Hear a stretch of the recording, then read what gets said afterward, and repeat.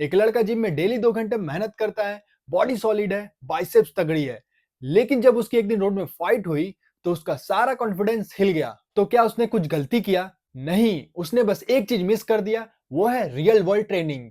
किसी के मसल्स उसे बचा पाएंगे क्या, या टेक्निक काम आएगी? तो इसी के साथ आज हम इस वीडियो में जानेंगे कि मार्शल आर्ट तगड़ी है या फिर जिम।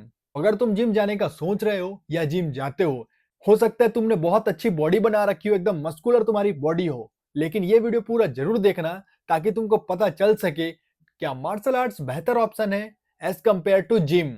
और हम इसका कंपेयर उस पॉइंट से करेंगे जो हमसे सालों से लोग पूछते आए हैं। आप भी किसी न किसी के मुंह से ये जरूर सुने होंगे। तो दिल थाम के बैठिए, महामुकाबला शुरू होने वाला है, जिम वर्सेस मार्शल आर्ट्स।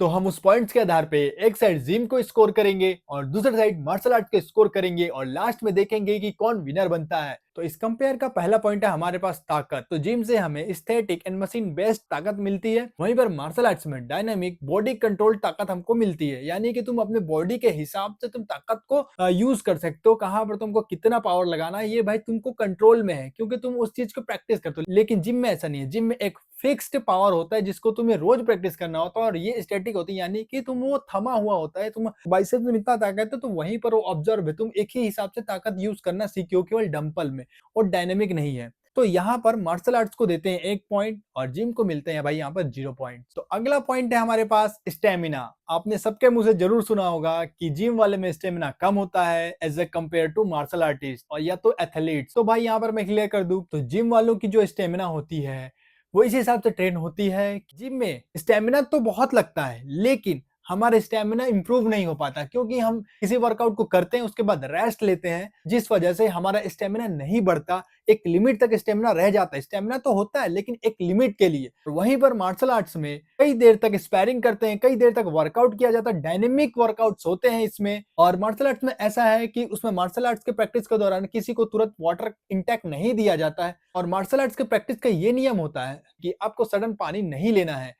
इस वजह से उनकी स्टेमिना बिल्ट होते जाती है, क्योंकि उनका वर्कआउट, फाइट, सब चीजें एक लंबी सीमा के लिए तैयार किया जाता है ताकि वो फाइट में थके ना, क्योंकि आपकी बॉडी जिम में थकती है लेकिन फाइट के दौरान मार्शल आर्ट्स में आपकी माइंड भी थकता है। वो जो माइंड की स्टेमिना आती है वो बॉडी से बढ़कर कहीं ज्यादा होती है। तो इस मायने में फिर से मार्शल आर्ट्स को मिलते हैं 1 पॉइंट्स और जिम को मिलते हैं भाई यहाँ पर 0 पॉइंट्स। अगला पॉइंट है बॉडी लुक, यानी कि दोनों का बॉडी स्ट्रक्चर कैसा होता है। तो जिम वालों की heavy, muscular and shape focused होती है, यानी कि वो जैसा चाहे वैसा शेप ले सकते हैं जिम में। लेकिन मार्शल आर्ट्स में ऐसा नहीं है। मार्शल आर्ट्स में तुम्हारी बॉडी पतली, दुबली और एक आकार में ही होगी, उसको कोई तुम अपने हिसाब से आकार नहीं दे सकते। हाँ, तो लुक वाइज जिम वाले बंदे ज्यादा अच्छे होते हैं as compare to martial artist. तो यहाँ पे जिम को मिलते हैं 1 पॉइंट और इस पॉइंट के आधार पे मार्शल आर्ट्स को मिलते हैं 0 पॉइंट्स। अगला पॉइंट है फोकस और दिमाग। जिम वालों की जो फोकस्ड होती है वो बहुत कम होती है, क्योंकि वो हर रैप्स में या तो हेडफोन में गाना सुनते रहते हैं या फिर जो जिम में स्पीकर लगी होती है उनके द्वारा गाना सुनते हैं। एक रैप्स मारेंगे, फिर थक के बैठ जाएंगे, रील स्क्रॉल करेंगे या तो किसी से बात करेंगे। लेकिन मार्शल आर्टिस्ट प्रैक्टिस के दौरान एकदम सीरियस डिसिप्लिन होकर प्रैक्टिस करते हैं, जिनसे उनका फोकस बना रहता है। वो अपने प्रैक्टिस सेशन के दौरान बिल्कुल किसी से बात नहीं करता, एकदम जो उसको सीखना है उसी चीज की प्रैक्टिस करता है। वो स्पैरिंग में ध्यान लगाता है ताकि पॉइंट स्कोर कर सके। और मार्शल आर्टिस्ट में दिमाग को शांत रखना होता है, वरना आप मार्शल आर्ट सीखते समय बहुत चोटिल हो सकते हैं, इंजरी आ सकती है। इसलिए अपने आप को फोकस रखना जरूरी है फाइट के दौरान भी, ठीक ना, क्योंकि इसमें डिफेंस, अटैक सब करना होता है, तो हमें फोकस की जरूरत होती है। तो प्रैक्टिस के दौरान तुमको डिजाइन ही इस प्रकार का किया जाएगा कि तुम्हारी फोकस दुगनी हो जाए। लेकिन जिम में ऐसा नहीं है, जिम में तुम भटके हुए रहोगे, तुम अनफोकस्ड रहोगे, ठीक है ना। एक रैप्स मारोगे, वेट करोगे, गाना सुनोगे, यानी कि तुम्हारा माइंड तुम्हारे वर्कआउट पे लगा ही नहीं है। इस आधार पे कह सकते हैं कि मार्शल आर्ट प्रैक्टिस करने वालों की फोकस्ड और दिमाग भाई जिम वालों से ज्यादा होती है, क्योंकि उनको ट्रेन किया जाता है। तो यहाँ पर इस आधार पे मार्शल आर्टिस्ट को मिलते हैं 1 पॉइंट और जिम को मिलते हैं भाई 0 पॉइंट। अगला पॉइंट है असली जिंदगी में फायदा, यानी कि रियल लाइफ बेनिफिट क्या है तुमको जिम करने के या मार्शल आर्ट्स करने के। तो देखो, जिम करने के तुमको फायदे इतने हैं कि तुम भाई थोड़े से फिट हो जाओगे, तुम्हारी बॉडी मस्कुलर दिखेगी और हाँ, तुम्हें लोग अलग तरीके से पहचानने लगेंगे। लेकिन अगर तुम वर्कआउट करते हो तब, लेकिन मार्शल आर्ट्स में ऐसा नहीं है। मार्शल आर्ट्स का बहुत ज्यादा यूज है इन रियल लाइफ। तुम अपनी सुरक्षा कर सकते हो, अपने घर वालों की सुरक्षा कर सकते हो, अपने इम्यून सिस्टम ठीक कर सकते हो और अपने बॉडी को लचीला कर सकते हो। तो इतने ज्यादा फायदे होते हैं मार्शल आर्ट्स के, लेकिन वहीं पर जिम के कुछ निर्धारित, कुछ लिमिटेड ही बेनिफिट्स होते हैं जो कि उनके मसल्स और बॉडी में ही दिखाई देते हैं। लेकिन मार्शल आर्ट्स में ऐसा नहीं है। मार्शल आर्ट्स में बहुत सारे एरिया हैं जिसका बेनिफिट तुमको मिलता है। सबसे ज्यादा बेनिफिट तुम्हारी सेल्फ डिफेंस के लिए है कि तुम अपनी रक्षा कर सकते हो, अपनों की रक्षा कर सकते हो, जरूरत पड़ने पे तुम अपनी जान बचा सकते हो। लेकिन जिम वाले के साथ ऐसा नहीं है, क्योंकि उनकी मसल्स लचीली नहीं होती, जिस वजह से उनका मूवमेंट बहुत स्लो होता है। और लेकिन स्पीड्स तो भाई मार्शल आर्टिस्ट वालों के पास ही होता है। तो इस आधार पे फिर से एक पॉइंट मिलते हैं मार्शल आर्ट्स को और जिम को मिलते हैं 0 पॉइंट्स। अब भाई सबसे बेहतरीन पॉइंट्स जो भाई सबके दिलो दिमाग पे छाया रहता है, खर्चा, एक्सपेंसेस। किस में एक्सपेंसेस ज्यादा हैं, किस में खर्चे ज्यादा हैं। देखो, अगर डायरेक्ट प्रैक्टिस की बात करोगे, डायरेक्ट वर्कआउट, डायरेक्ट ट्रेनिंग की बात करोगे, तो जिम में तुमको खर्चे ज्यादा देखने को मिलेगा। तुम्हारा प्रोटीन हो गया, कई महंगे महंगे प्रोटीन आते हैं, तुम्हारे सप्लीमेंट्स हो गई, मल्टीविटामिन टैबलेट, जिम वर्कआउट्स के बहुत सारे सामान, प्री वर्कआउट, क्रिएटिन, ये सब बहुत सारे सामान तुमको लेने पड़ते हैं, तब जाके तुम एक मस्कुलर बॉडी पाते हो।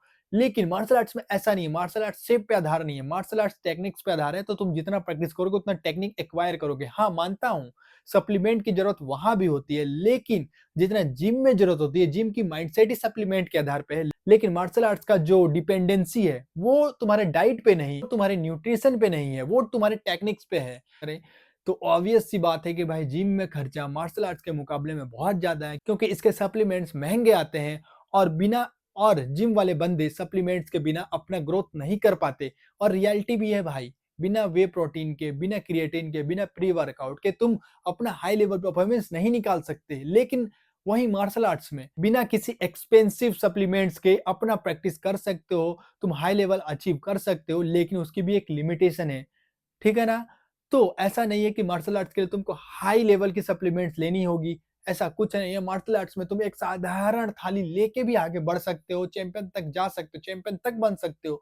लेकिन भाई जिम में तो ऐसा नहीं है ना। इस आधार पर मैं कहूंगा कि जिम ज्यादा खर्चीला है as compare to martial art. Martial arts में तुम गरीब हो फिर भी तुम मार्शल आर्ट को लेके चल सकते हो। अगर तुम एक पुअर फैमिली से हो तो इस आधार पर मैं कहूंगा कि मार्शल आर्ट्स को मिलते हैं फिर से 1 पॉइंट्स और यहाँ पे जिम के रह जाते हैं 0 पॉइंट्स। तो इतने पॉइंट के आधार पे हमको पता चल जाता है कि मार्शल आर्ट्स के बहुत ज्यादा फायदे हैं एज कम्पेयर टू जिम।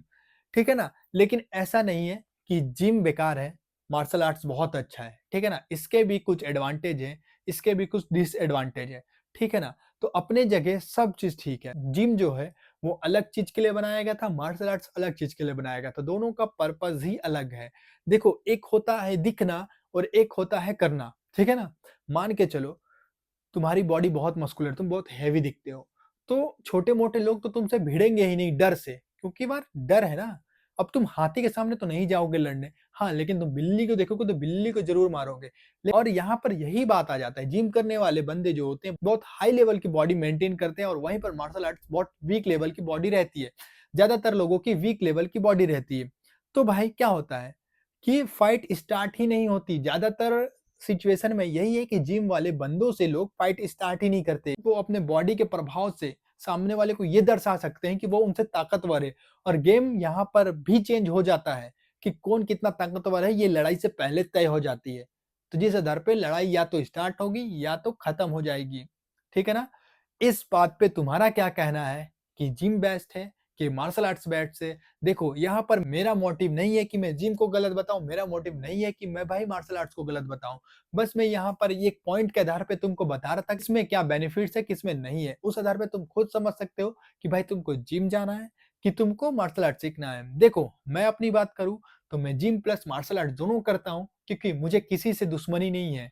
मुझे दोनों से प्यार है, मुझे दोनों चीज चाहिए भाई। मुझे फाइटिंग टेक्निक्स भी चाहिए, मुझे मस्कुलर बॉडी भी चाहिए। तो आप भी ऐसा करो, किसी चीज को भाई दूर मत करो, सब चीज को अपनाओ। अगर तुम जिम जाते हो तो भाई हफ्ते में 1-2 दिन मार्शल आर्ट्स की क्लास भी लो, ताकि टेक्निक आए, रियल ट्रेनिंग हो सके। ठीक है ना? रियल ट्रेनिंग भाई अंदर से होती है। बॉडी तो सही है, बॉडी बॉडी तो बनेगी बनेगी, लेकिन जिम भी जाओ, बॉडी भी बनाओ। ठीक है ना? तो और अगर इसका कंपेयर तुमको गलत लगता है तो मैं तुम लोग के ऊपर छोड़ रहा हूँ। तो तुम इस वीडियो के कमेंट में जाके लिख सकते हो जिम या मार्शल आर्टिस्ट, जिसका तुम सपोर्ट करते हो उसको लिखो। देखते हैं कि आपके आधार पे कौन सा चीज बेस्ट होता है। आप जो मैसेज करोगे उस आधार पे हम मानेंगे कि क्या चीज लोगों को ज्यादा पसंद है, क्या वो ज्यादा मानते हैं, जिम को या मार्शल आर्ट्स को। तो कमेंट करना मत भूलना, जिम या मार्शल आर्ट्स। मिलते हैं नेक्स्ट वीडियो पे। अगला कंपेयर किस पे चाहिए या अगला टेक्निक या अगला ट्रेनिंग सेशन किस पे चाहिए, एक बार जरूर बताना, हम आपकी मदद करेंगे।